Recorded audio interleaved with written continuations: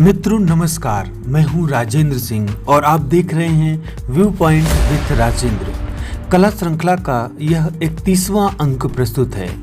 आज हम शाहजहां कालीन चित्रकला के बारे में जानेंगे। मित्रों, चैनल को लाइक सब्सक्राइब करने के साथ अपने विचारों को कमेंट बॉक्स में जरूर लिखें। तो फिर आइए जानते हैं शाहजहां कालीन चित्रकला के बारे में।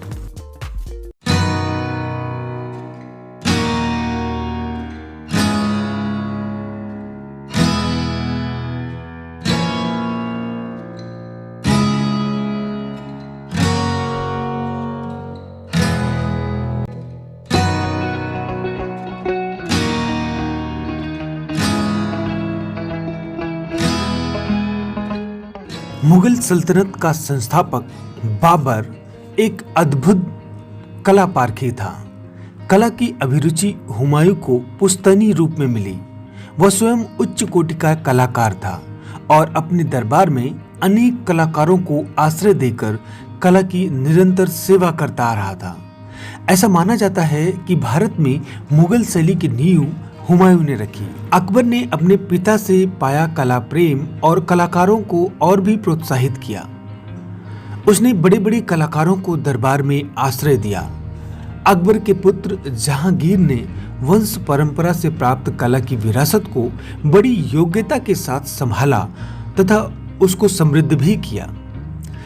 किंतु उसके पुत्र शाहजहां ने अपने पूर्वजों की भांति चित्रकला के प्रति वैसा उत्साह नहीं दिखाया था।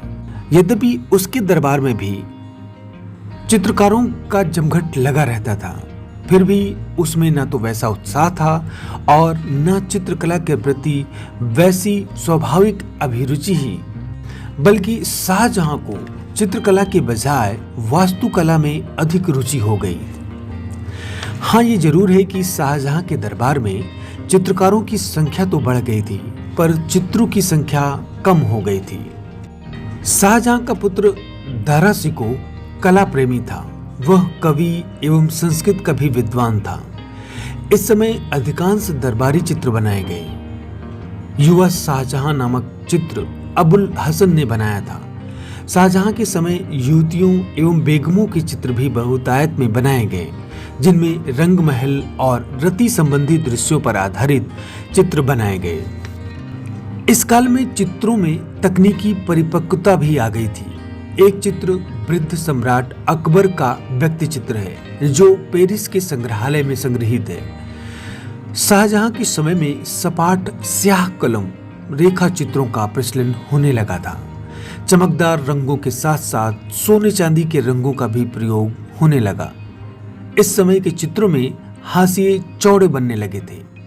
मुगल चित्रकला में स्याह कलम का विकास मुगल बादशाह शाहजहां के दरबार में हुआ। इसके अंतर्गत काले रंगों का प्रयोग किया गया। इन चित्रों की भाव व्यंजना शून्य है। ये स्थिर मुद्राओं को प्रकट करते हैं तथा अस्वाभाविक अलंकरण लगता है। शाहजहां ने लगभग 30 वर्षों तक शासन किया।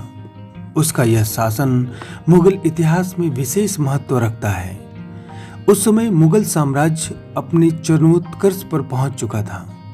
साम्राज्य की विशालता, सुदृढ़ता, आर्थिक संपन्नता और सांस्कृतिक वैभव को देखते हुए कई इतिहासकारों ने इस काल को मुगल इतिहास के स्वर्ण युग की संज्ञा दी है। अब आइए देखते हैं औरंगजेब कालीन चित्रकला के बारे में। औरंगजेब चित्रकारी से नफरत करता था, क्योंकि वह इसे इस्लाम के खिलाफ मानता था।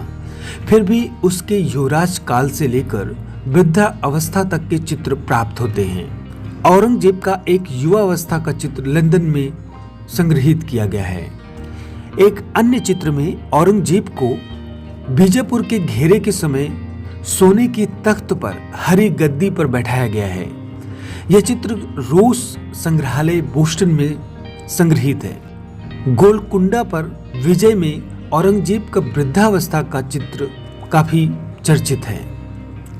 औरंगजेब की चित्रकला के प्रति उदासीनता के बावजूद उसके युग की शाही चित्रशालाएं कायम रही, किंतु औरंगजेब की धार्मिक कट्टरवादी नीति प्रवृत्ति को देखकर चित्रकारों ने दरबार छोड़ दिया और अन्यत्र चले गए।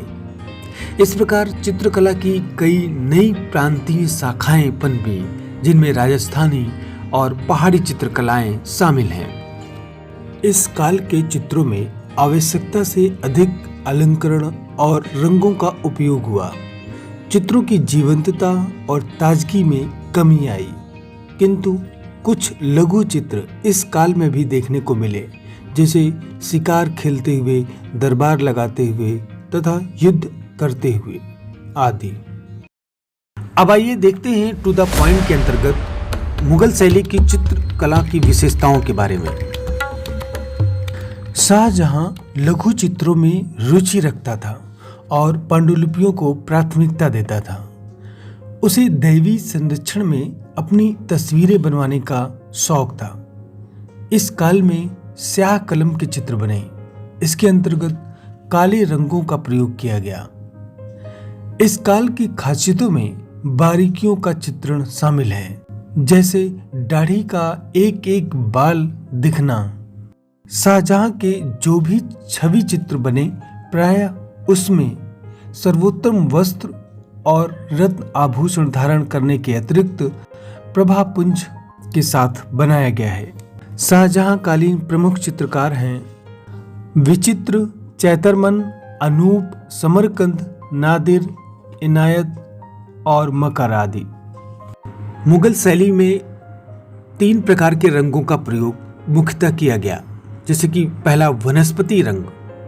इसमें काला, जिसे काजल से तैयार किया गया, महावर, जिसे लाख से तैयार किया गया, नीला, जिसे नील के पौधे से प्राप्त किया गया, और पीला फूलों के रस से मिला।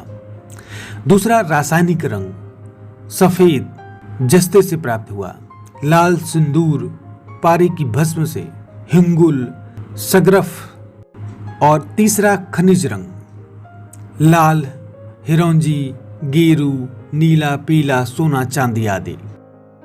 चमकदार रंगों को चुहचुहा रंग कहा जाता था। चित्रों में उभार या गोलाई के लिए छाया प्रकाश का सिद्धांत प्रयोग किया गया था। चित्रों को बनाने में सियालकोटी कागज, जो भूरे रंग का कागज होता था, प्रयोग में लाया जाता था। कुछ कुशल कलाकार हाशियों को अलंकृत डिजाइन से सजाते थे। चित्रकारों को परिप्रेक्ष्य का पूर्ण ज्ञान था। भवनों को सफेद संगमरमर या लाल रंग से बनाया गया है। भवनों के अलंकरण में फुल्ला, पेचक, गुलदस्ता, जंगला, डंडा मुर्री, किस्ती, फुलझड़ी आदि अंकित किए गए हैं। आलेखनों में फूल, पत्तियां, पशु पक्षी का अंकन हुआ है।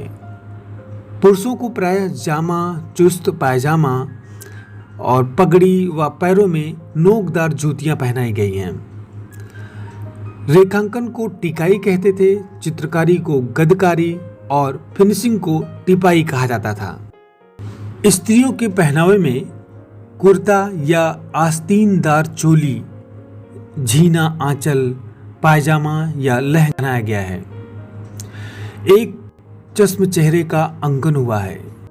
सिर के पीछे आभा मंडल बनाया गया है। संतों के भी सभी चित्र बनाए गए हैं, जिनमें तुलसीदास, मीरा, सूरदास, कबीर, वल्लभाचार्य आदि शामिल हैं। कोमल एवं बारीक रेखांकन द्वारा चित्रों का निर्माण किया गया है। पशु पक्षियों का अंकन तथा पुष्प चित्रण भी बहुतायत में मिलता है। प्रकृति चित्रण में पृष्ठभूमि सपाट, हल्की पीली या हरी है। मुगल चित्र सूती कपड़े, रेशमी कपड़े या फिर कागज पर बनाए गए हैं। तूलिका का निर्माण गिलहरी, बकरी या फिर ऊंट के बालों से होता था। तो फिर आज बस इतना ही। मिलते हैं अगले वीडियो में और जानेंगे मुगल कालीन स्थापत्य कला के बारे में।